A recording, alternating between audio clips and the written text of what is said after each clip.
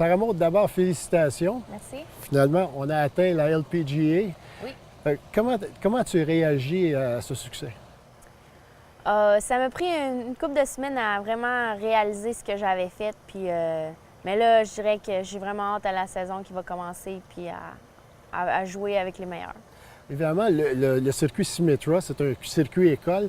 Oui. Ta dernière saison, il a fallu que tu finisses fort aussi ta dernière saison.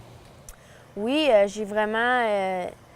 surtout les 3-4 derniers tournois, là, j'étais souvent dans le top 15, mais c'était vraiment le top 10 qui allait gagner sa carte. Donc, des 2 derniers tournois, là, j'ai fini 3e et 4e respectivement. Fait que ça a vraiment aidé ma cause à finir 10e puis à gagner ma carte.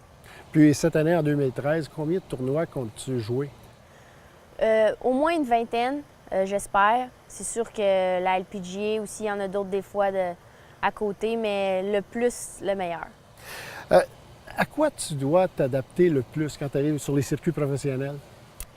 Je dirais que quand tu es rendu professionnel, c'est vraiment de s'adapter à la routine, s'adapter au voyagement, s'adapter à vraiment tout ce qui vient avec la vie professionnelle. Parce qu'on n'arrive pas là le jeudi matin puis on part. On arrive là le lundi, puis c'est ronde de pratique, c'est de parler aux gens. Fait que c'est ça que je dirais qui est un petit peu plus difficile à s'ajuster au début.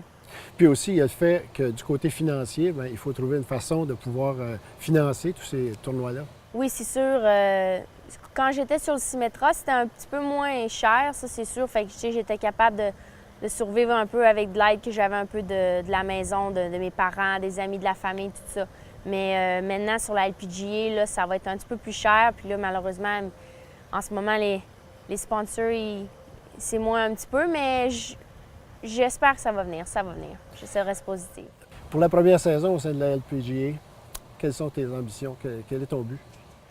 C'est toujours la grosse question, hein? Je dirais que garder ma carte, ce serait vraiment quelque chose que, tu sais, de pouvoir bien jouer pour garder ma carte.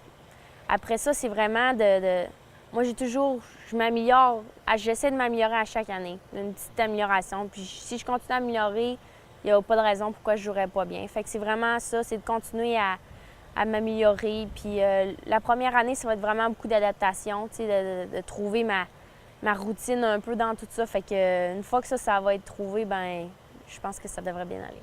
Puis ça pourrait être aussi une belle inspiration pour d'autres jeunes filles du Québec.